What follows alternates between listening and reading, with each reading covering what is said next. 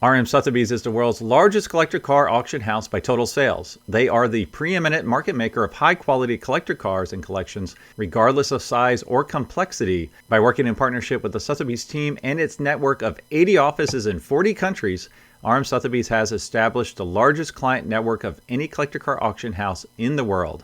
Join the RM Sotheby's family by connecting with one of their car specialists at rmsotheby's.com or contact me directly at gstanley@rmsotheby's.com.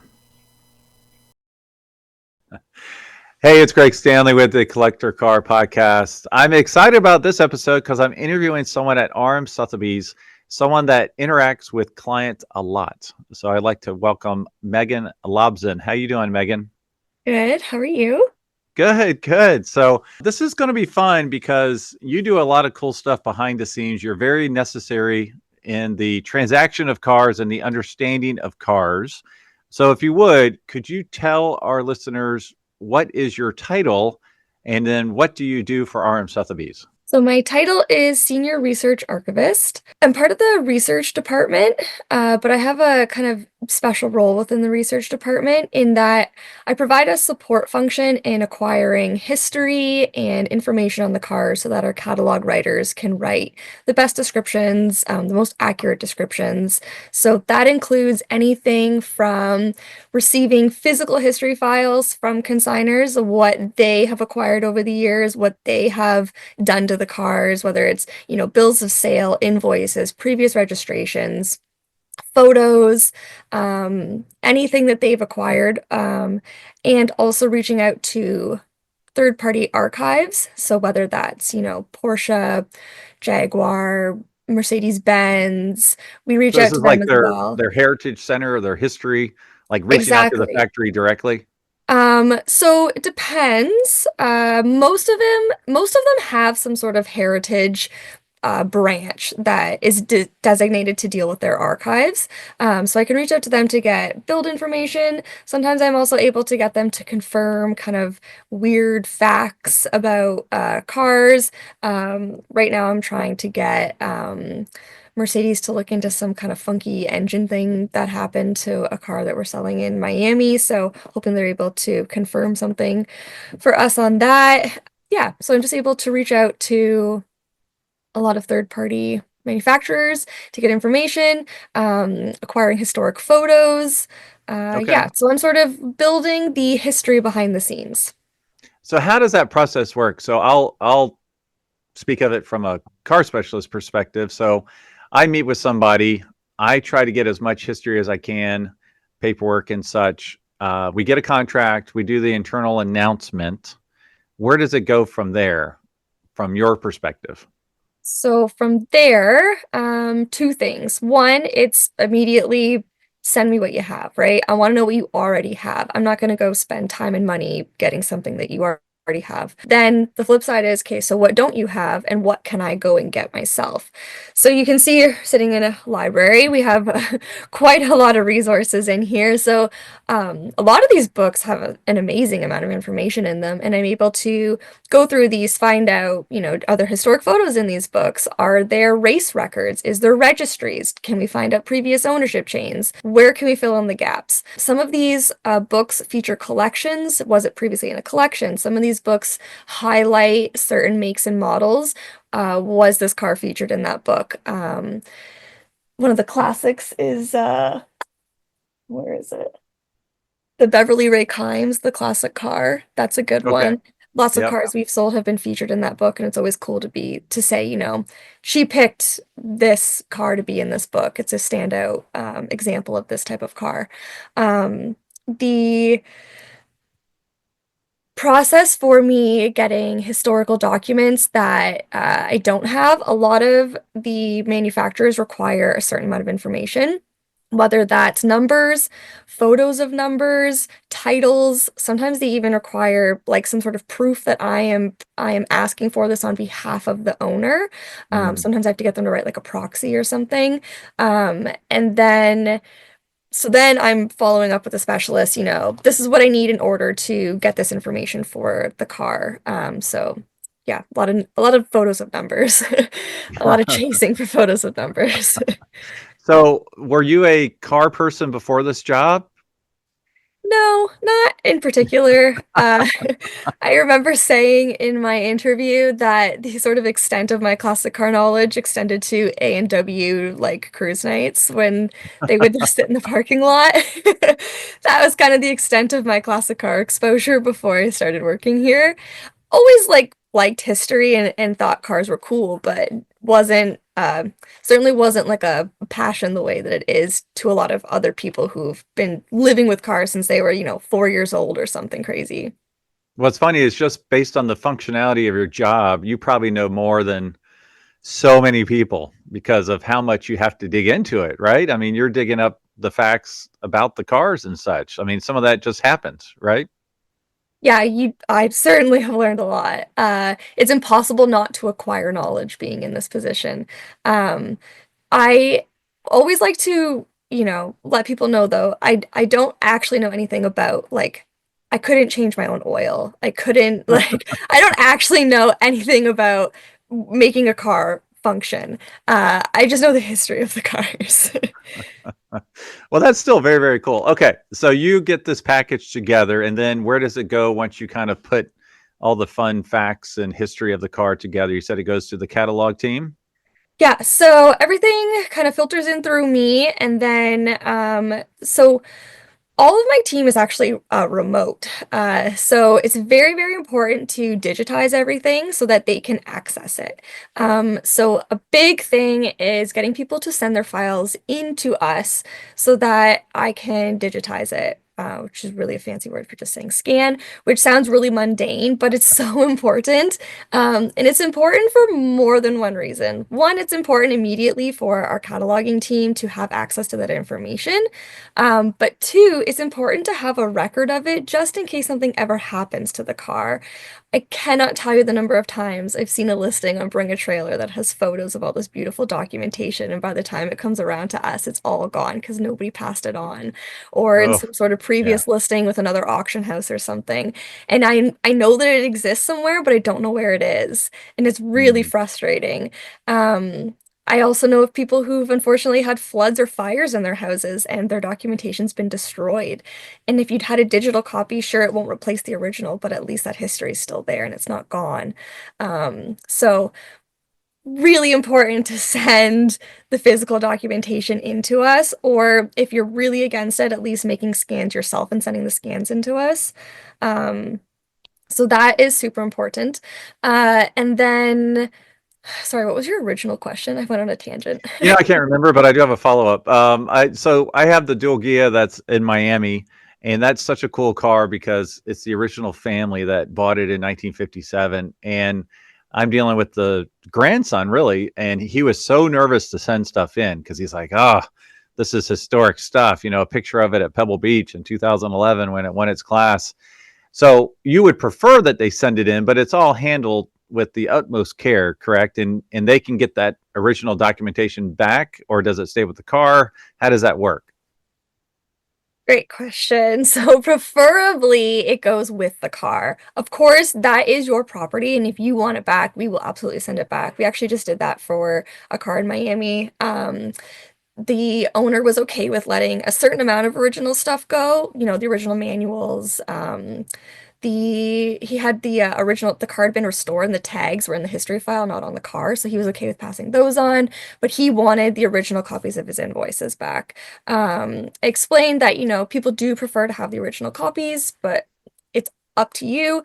And he wanted the originals back, so we actually just sent that back earlier this week. That And actually pains me to hear that because the original invoices are so important to the car and to the value of the car for future generations, I would imagine, right? And like you said, you can have a digital copy, but like, oh, that hurts to not it have it pains go me with the too. car. We made our plea, but at the end of the day, it is their information. So if they really do want it back, we have to oblige. But we really do prefer to pass it on. It is a value add to people. People do want original documentation with their cars. They want to see build sheets. They want to see, bills of sale. They want to see ownership history, especially the older the car gets. With the modern supercars, not so much. They want to see like window stickers, and like warranty books, like the stamps in the warranty books. And I don't know. And obviously, if there's something done to it, but a lot of the modern cars just aren't old enough to have had something done to them yet. But when we're talking about like the 50s and 60s, those have lived lives, and um, it's really great for the next buyer to be able to continue that history. And it's also really great, again, for us to receive it ahead of time, not only so that we can make a digital copy in case something bad happens to it, but also so that we can do our best in protecting and preserving that documentation as it exists. So removing staples, removing paper clips, those things rust. They damage your paper. Removing duplicates or organizing the Mm, information better. Cannot tell you the number of times I have received files that look organized, and as you start to go through them, you realize there's actually other cars mixed in here. The right. invoices aren't in chronological order. It doesn't make any sense, and you really kind of have to sift through it. It's surprising the number of people who own the same type of car. Uh, and all of a sudden you'll be like, wait a second, the VIN number is different. Like, it's still the same model. Yeah. And then, oh, sorry, that's the wrong car. I sent you the wrong file. Like, Yeah. um, I've got but three of those, yeah, so it's really good to be able to sort that out ahead of time rather than, accidentally send the wrong file on the day of the sale. Things are really busy once you're on site. You're more likely to miss something. Whereas if you send it in ahead of time, we can do that sort of work ahead. And also, we will put the documents into protective sleeves, which again sounds like really mundane, but it's also really important. So we use acid-free archival quality sleeves. I have also received files that are in sleeves, and when I go to take the paper out, the ink lifts up onto the sleeve. So you need to be using the right type of material to protect the documentation. And a really great example is actually there was a file that I had previously done that had come back around to me, and you could tell that the binder had water damage on it. Mm. So at some point, this file had encountered water. It looked like it had been sitting in water. There was like a line. Oh, And wow. when I opened it, all the files were perfect because I'd put them into these sleeves. Oh, yeah. They didn't get any water damage at all. All I had to do was take them out and put them into a fresh binder. So Awesome. that's a real world example of why it's really important to send your files in. I will do my best to protect them.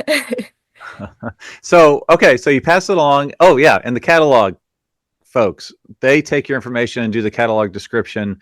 And does that ever bounce back to you to give your blessing? Like, yes, this is what I found. This is what makes sense. Or can they pretty much handle that themselves? Not something that I have to bless by any means. But I have made it very apparent to them that if we don't have a copy of it, do not mention it in the description.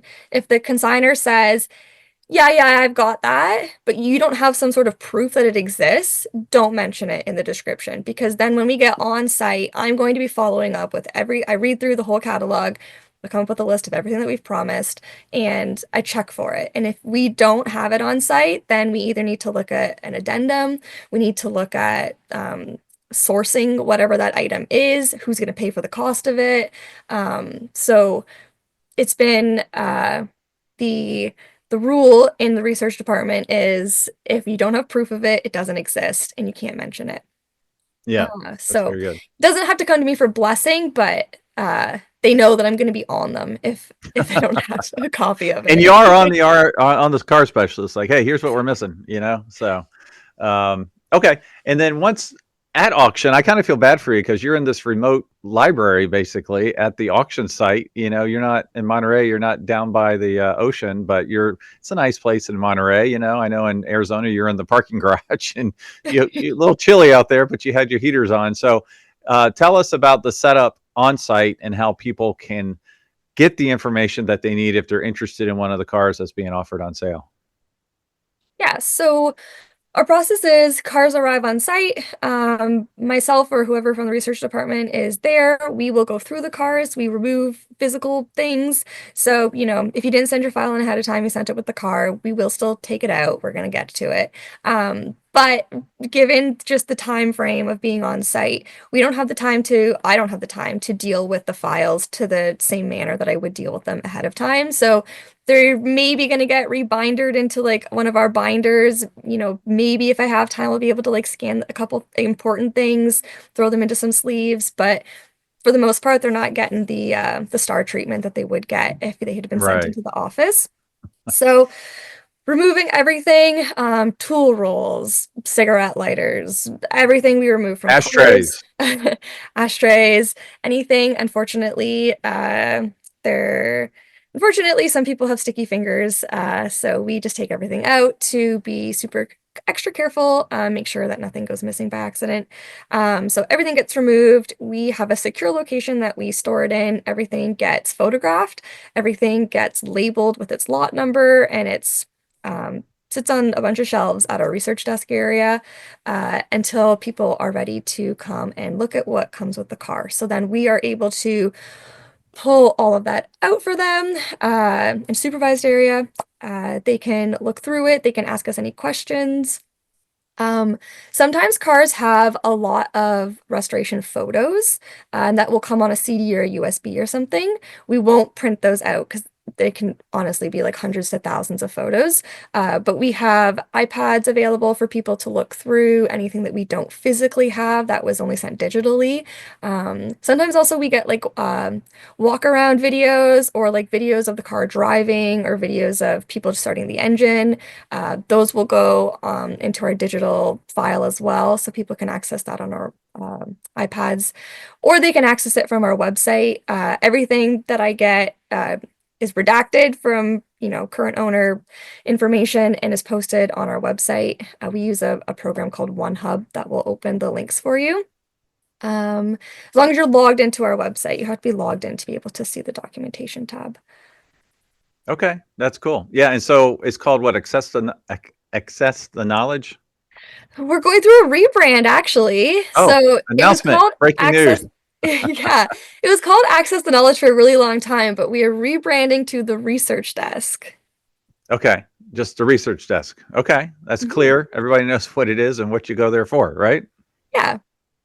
Okay, cool. All right. Well, in your time with RM Sotheby's, have you come to like some cars, certain kinds of cars? Yes.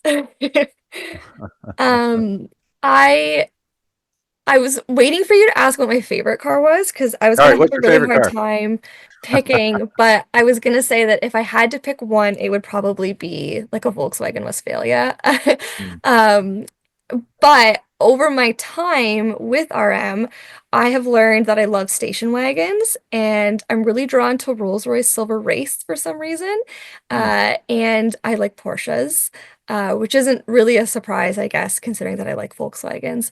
But I like cars that have weird kitschy things. I like the umbrellas in the door. I like that the modern Porsche key fobs look like a mini Porsche. I like I like I don't know, some of the vanity kits that come with these cars. I also just love like storage space and weird hidey places. So the umbrellas in the door are cool. There's I think we call them like smuggler's bags in some of the Porsches. They're like these like hidden compartments where there's these little bags. Yeah, I like all the little hidey spots. I think they're fun. But I'm someone who really likes camping, and so that's why I kind of am drawn towards the Volkswagens and the station wagons because I don't know, I can just see myself putting a air mattress in the back of a station wagon, or obviously you just camp in a Westphalia. And sometimes we sell trailers, and I get really excited when we sell trailers. The old school, like 50s trailers, Airstreams or something. Yeah. Awesome. Well, that's great. Well, you did say before the call here, you noticed I have a cat stand behind me, and you said it would be appropriate to have a cat in this podcast, right? Yeah. Librarians with cats. Would you like to see Piper? It's the stereotype. Yeah, of course I'd love to see Let me Piper. wake her up. Hold on. Oh, she's like, why are you bothering me? Okay, say hi. Here we go. Hi, sweetie. She likes to jump on my shoulders for some reason. Aw, Well, good perch. you got the rear end of my cat. I hold her tail for stability. I think she's just going to climb back up there. Oh, nope, she's heading out of here. All right, so Oh. we had the cat with the librarian. Now, do you have any cats? I do have one cat. What's its name? Yeah, her name is Cooper. We just got her a year ago. She's 9. We got her when she was 8, and she is the love of my life. She's the best thing that we ever did. But she actually threw up twice right before I left for work today. So the lives of cat owners. The Lives of Cat Owners. That's right. Awesome. Well, I appreciate you being on the Collector Car podcast. And I know for our listeners, if you're going to be at Moto Miami, you can see Meagan at the research desk, right? We'll be there. We'll be in a big tent. Oh, cool. Okay. Mhm. Awesome, Meagan. Well, thanks for joining me on the podcast. Thanks, Greg. Thanks for having me.